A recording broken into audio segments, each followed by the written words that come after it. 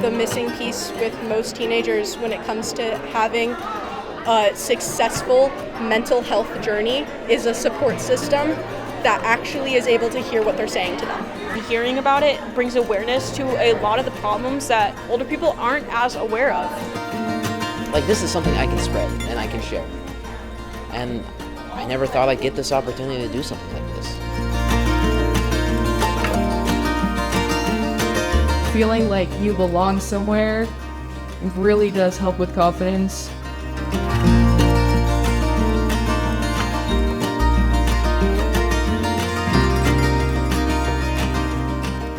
We promise for this funding, youth would define wellness, youth would describe what wellness looks like in our neighborhoods, and youth would prioritize strategies for community to wrap around and support youth mental health and wellness moving forward.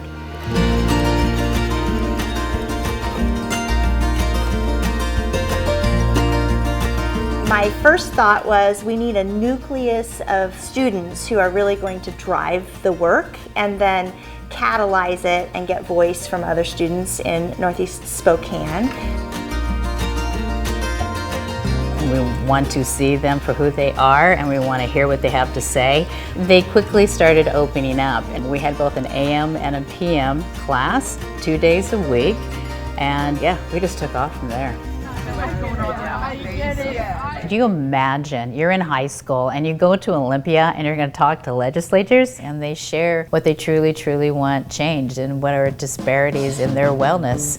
Chair Wilson and honorable members of the committee, these students speaking to you today, they are a part of this new elective to explore and lead community change around youth mental health and wellness. And this today is the part where they start sharing out all of their strategies, what's important to them. They are sharing here in the Senate. They're also sharing at other large events. One is a showcase at Spokane City Hall. Leadership and residents can interact. And they also are going to present a 75-minute session at the End the Violence Conference 2025. They're not asking for other people to do all the work. They're starting the work, and they're asking for us to join in with them. Making a difference. That's what students at On Track Academy are doing by helping feed local students and families that need support. Every other Thursday, a Zilch program delivery is made to On Track Academy. It's a high school filled with many students that know what it's like to be without. I was homeless for a little bit of my childhood. I always felt really bad being another mouth to feed, but I got through it. Right now, On Track is the only high school participating in the Zilch drop-off program, and it's mostly motivated by kids themselves. They do the work, and students and community members benefit. They can talk it because they've walked it, and sometimes they're still walking it. Ferguson and fellow students will help distribute the food at their school, giving teens like Miles Day a chance to grab his favorite vegetable. I've been loving asparagus recently. One of my favorite things to cook. Are you the cook? I am the cook. They started doing it and then kind of looked behind their shoulder to see if people were following. We took the kids to Olympia and we talked to legislatures, and now we wanted to go really hyper-local and get their word out and just have the community connect with them and say, hey, you can help some of these disparities. People who care about this can really come together. Instead of just having one individual person doing something, we have multiple voices who can come in and make big projects and show people how they can help. For me, wellness is community, like feeling loved and welcomed. We designed sweatshirts that we printed on black, but also tie-dyed ourselves. These are all student tie-dyed. So we have the logo. It's based off the Tree of Life. You might start off little, but you always come up into a big tree like that. And we have the suicide hotline on the sleeve. And the quote we decided on was, "Love yourself first, you matter." And it's on the back, so when people behind you see it, you know, we're just spreading a positive message all the time. When kids are struggling, it's not the adults, it's the kids. first noticing, and they're wanting partners to step up and start offering this type of training to youth so that they can proactively, and before it gets really bad or serious, support their friends and family. Wellness to me is being able to find the strength to reach out and be like, I need help. And then having someone who can be like, yes, let me help you. I share the struggle of a student with ADHD, and I used a hand-woven tapestry to show the perspective change. So the vision for it is that in the middle there's an eye that's simple and calm, and then all around it is the chaos. There's different colors, there's different patterns, textures. Some places aren't even filled in to just show that the world around you can be very, very chaotic, just doing day-to-day life.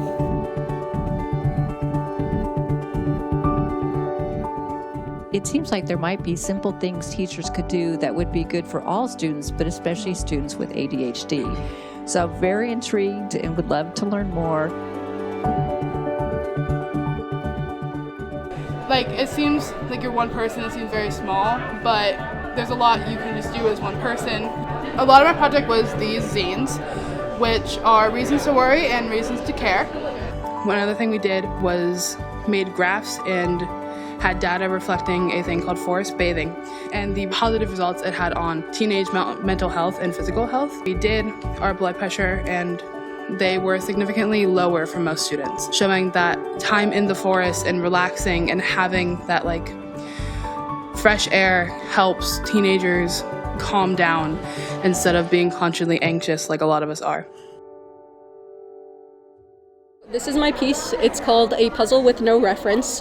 It's here to display the disconnect between teenagers and parents in the home and how that causes mental health problems often for teenagers. And so they're both very frustrated. However, they're also both facing away from each other. So they're unable to communicate about what is missing, about who's putting which part where. Many parents don't know how to help their kids through this process, and teenagers frequently have a hard time communicating new needs and new feelings in this brand new world of trying to become an adult and also still be a kid.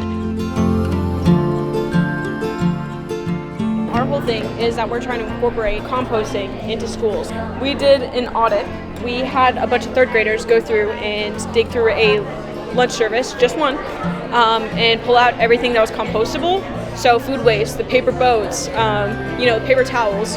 It was over 60% of that lunch service. It feels nice to get the word out, about this because this is a super attainable goal.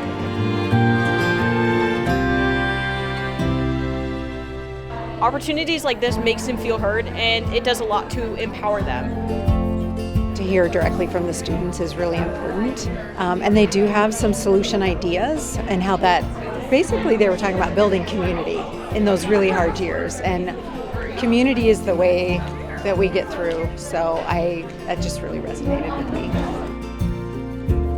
We have a lot of fears with our environment because we keep saying stuff in the news and then it feels so far beyond us because everyone's like, you're just kids, or they don't want to include youth in the solutions, but we're trying to figure stuff out and we want to help because we're the ones who are going to have to go forward in this environment, but it's not too far gone yet, and we still can improve it if people would include youth in helping them, and including them in finding the solutions could help reduce all of this anxiety that we're carrying around with us because we have answers, we have thoughts, we have ideas, but not many people are out there being like, hey, what do you think about it? And we're the ones who are gonna be given this world, we're growing up into it.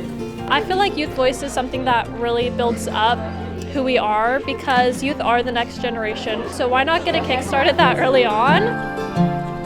It's been a while, obviously, since I was that age, and so it's always good to remember, issues that people are dealing with. And I think that's what I'm most excited about, is that it's not somebody like me who's not living it every day saying, what about this? But they're the ones bringing the solutions, and I'm really inspired by it.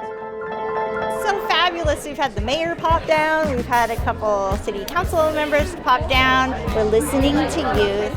We are understanding how we can walk beside them and support their mental health and wellness because they know best. They already have the answers.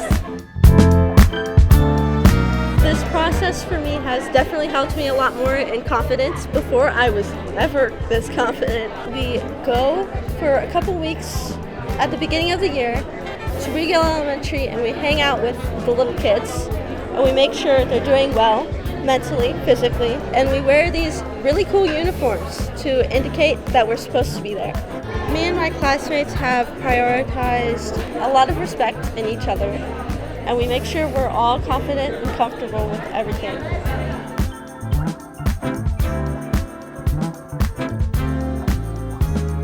On Track and Wellness and just these people in this class do an amazing job at welcoming people with open arms. This is so important. I never thought I'd be this guy who's out here doing this. I never thought possible just because of where I was in life. Mental health is just human nature. Not everyone struggles with it, but it's 100% human. I want people to love and support each other. I want people to love them for them. Wellness is community. Wellness to me in general is something we all need.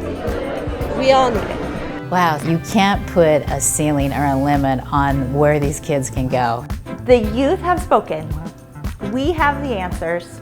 We know how now to support youth mental health and wellness, and it's our turn to act.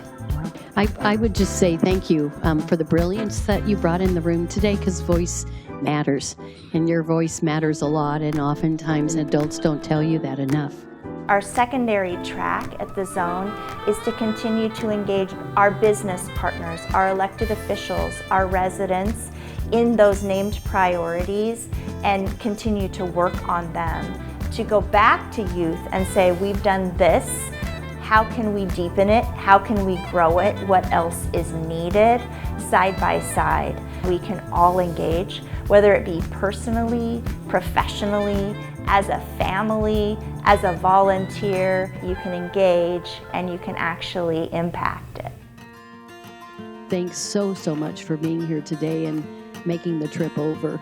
And is there anything else you would like to share? Their educator, Lori Beatty from On Track Academy, has agreed to offer the wellness elective classes next year as well. So this work will continue with perhaps more or different students. Excellent. And next time we're in Spokane on an interim trip, we'll come visit if you invite us.